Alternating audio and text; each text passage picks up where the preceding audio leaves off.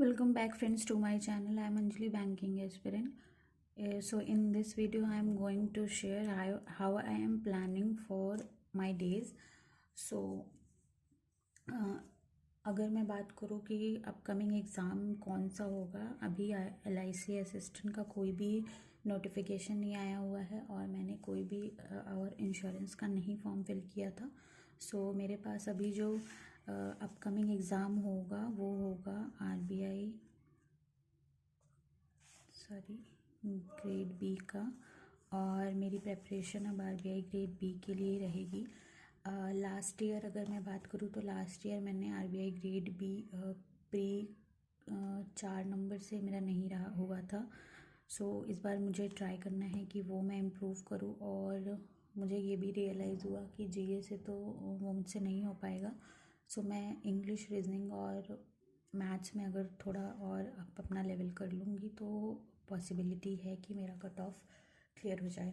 दूसरी चीज़ ये कि सिर्फ प्री क्वालिफाई करके मेंस में जाना ही मोटिव नहीं है, मेंस के लिए भी अच्छे से प्रिपरेशन करनी होगी, क्योंकि हमारा कंपटीशन उन लोगों से होगा जो कि ऑलरेडी UPSC प्रिपरेशन कर रहे हैं और या फिर कॉमर्स बैकग्राउंड के हैं, तो उनके पास एक एज है, और उनकी एज है अगर तो हमें उतना करना होगा मेहनत उसको बीट करने के लिए। For that I am planning कि मैं सबसे पहले अपने ESI मैनेजमेंट और फाइनेंस वाली चीज़ों को कवर कर लूँ। सो ESI और फाइनेंस के लिए तो मोर ओवर करंट पे ज़्यादा फोकस करना होगा, बट फॉर मैनेजमेंट मैं भी अपना जो स्टैटिक पोर्शन है वो कवर करने का सोच रही हूँ। सो आज अगर मैं बात करूँ, आज March 4 है। सो मैं 4 से अराउंड मैं 5-6 डेज़ लेके मैं ट्राई करूँगी कि मैं 10th March तक जो भी मैनेजमेंट का मेरे पास 118 वीडियोज़ वाला है, ये जो मैंने ऑलरेडी सोर्स शेयर किया हुआ है उस यूट्यूब चैनल से इसको कवर कर लूँ। और उसके जो वीडियोज़ है वो काफ़ी बड़े बड़े नहीं है, तो एक दिन में 5-6 वीडियो आराम से किए जा सकते हैं। सो वहाँ से मैं मैनेजमेंट का भी सोच रही हूँ कि ये मैं पहले मैनेजमेंट के स्टैटिक्स करूँगी।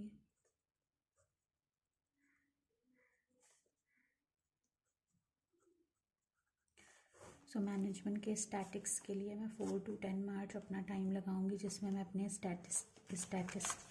स्टैटिक्स क्लियर करूँगी। एंड देन ये मेरा मैनेजमेंट का रहेगा। इसके साथ साथ मैंने चीज़ें कुछ डिसाइड की है, लाइक PIB की जो न्यूज़ है फ्रॉम PIB ऐप, वो मुझे रीड करना है और उसके नोट्स बनाने हैं। सो ये काम मैं कर लूँगी, ये मैं मॉर्निंग में ही करूँगी, सो दैट मॉर्निंग में ये रहेगा कि मेरा ये वाली चीज़ रहेगी, हैबिट में हो जाएगी, और रीडिंग रहेगी, याद भी रहेगा मुझे फिर, क्योंकि I am a kind of morning person. Late night study वगैरह मुझे नहीं समझ आता है, फिर मुझे उससे प्रॉब्लम होती है। सो मैं मॉर्निंग में ही प्रेफर करती हूँ। मॉर्निंग का मतलब ये भी नहीं कि सुबह 4 बजे, अपना नींद कंप्लीट करने के बाद ही। सो मुझे याद रहती है और दूसरा रिवीजन से भी याद रहती है। सो मैंने ये PIB के लिए रेगुलर सोचा है, और दूसरा मैं इनसाइट्स ऑन इंडिया, एटलीस्ट जब तक कोई और एग्ज़ाम नहीं आ जाता है नियर बाय, तब तक मैं ट्राई करूँगी कि मैं इसको कंटिन्यू करूँ। और इसके नोट मेकिंग, ये मेरे पॉइंटर्स फॉर्म में जो भी मुझे इम्पोर्टेंट लगेगा वो मैं नोट डाउन कर लूँगी, वो मुझे हेल्प करेगा।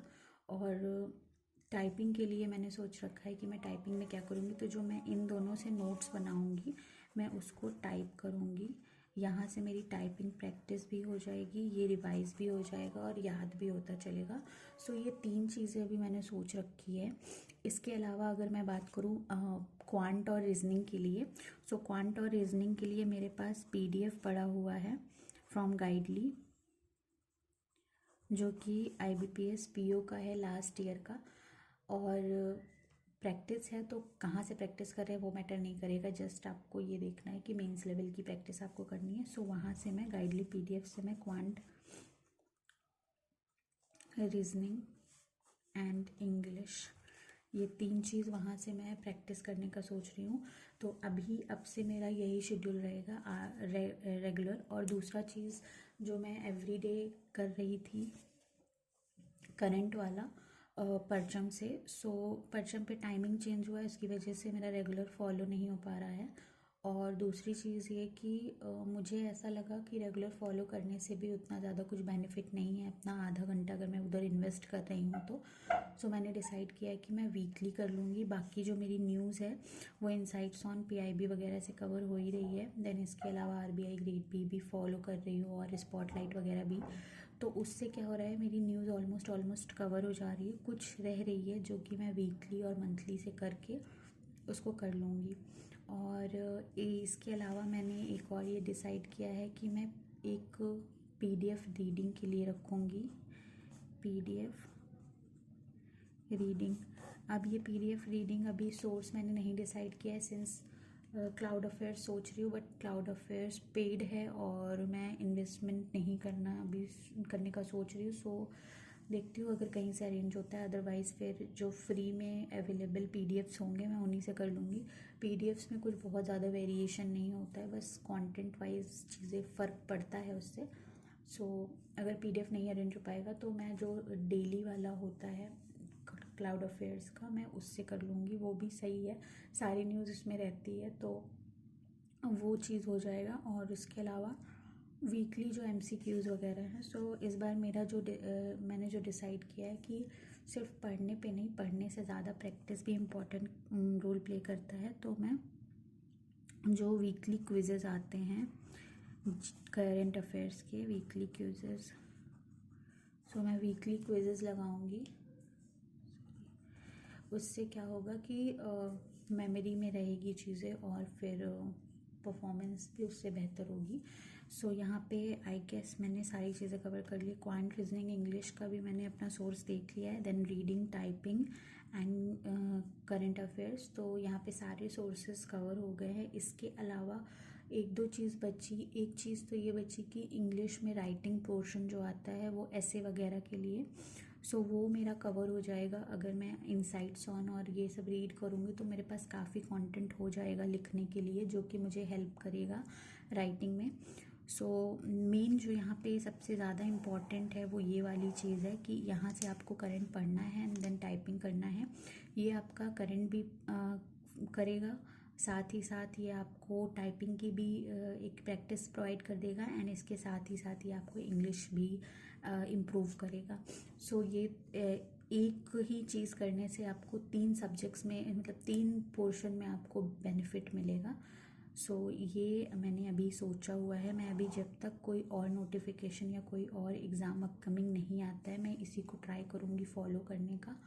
और दूसरा ये कि अभी एसबीआई अप्रेंटिस से रिलेटेड कोई भी इन्फॉर्मेशन नहीं आई हुई है, सो जैसे ही आएगी मैं वो अपडेट कर दूँगी। उसके अलावा मैं अभी यही प्रे कर रही हूँ कि एसबीआई अप्रेंटिस का जो भी चीज़ें हों वो 1 अप्रैल के बाद हो तो ज़्यादा बेहतर है, बट इतना टाइम तो नहीं वो वेट कराएंगे I guess, but at least training हो जाए, ज्वाइनिंग वगैरह का प्रोसीजर आफ्टर 1 रहेगा, वो ज़्यादा सही रहेगा।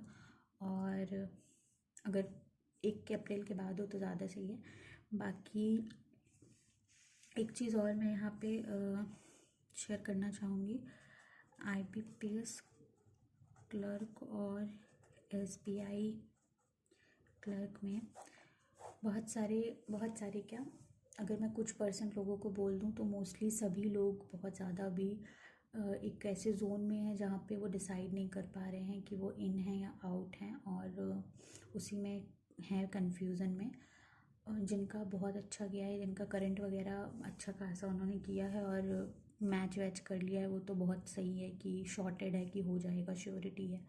बट जिनका कई सारा गलत हो गया है और इंग्लिश की एक्यूरेसी वाली चीज़ भी है, सो उनके लिए काफ़ी ये प्रॉब्लमेटिक सिचुएशन है।